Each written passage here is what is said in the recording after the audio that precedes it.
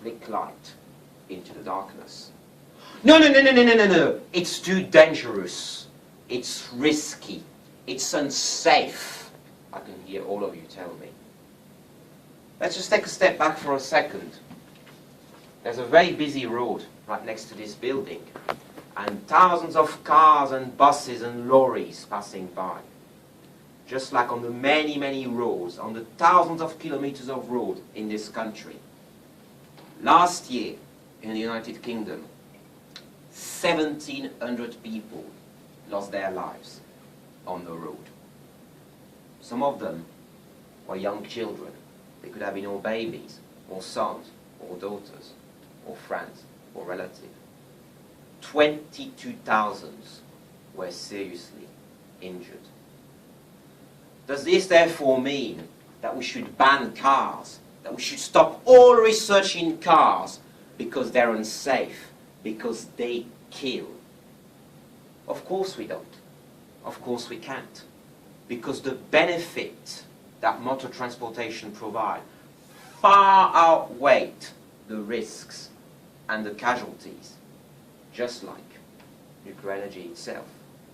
When the Fukushima accident happened in 2011, no one died as a result of the accident directly.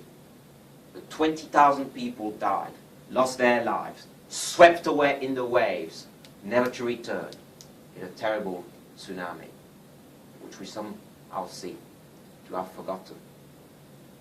And the one thing I want all of us to remember is technology always moves on, always become safer, simpler, and cheaper. Let's look at the old cars of law.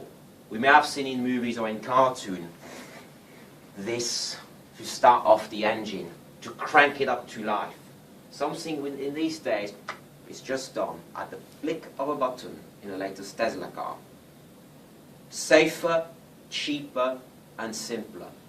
And the same is true of nuclear technology. What was Fukushima? It was a very complicated kettle working under high pressure. A very complex pressure cooker. And what is a pressure cooker? It's something when you dip a hole, psss, steam comes out, fills up the room, and fills up the room with itself.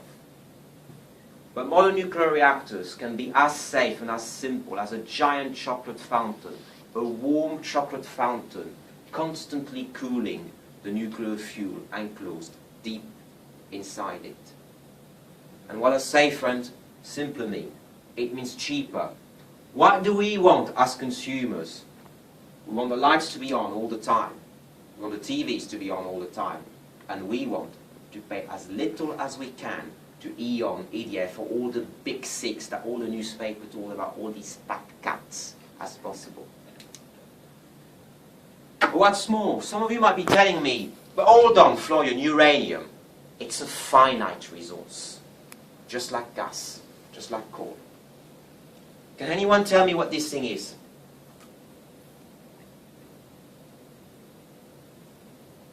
Any ideas? None at all. Well, this, ladies and gentlemen, is a piece of nuclear fuel. It is 7 grams of uranium. It is actually a fake one. So don't worry, you're not going to die of radiation poisoning today. These small pellets, these 7 grams of uranium, are enough to meet the needs of all of us in this room, all our energy needs, not just for one day, not just for 1 week, not even for 1 month, but for 1 long year, 365 days. And what's more, there is enough uranium dissolved in seawater to make not a couple of thousands, not even a couple of millions of these pellets, but quadrillions of them. This is a number with a lot of zeros at the back of it. 15 zeros. I don't even think that you guys trade in quadrillion yet. Maybe you do.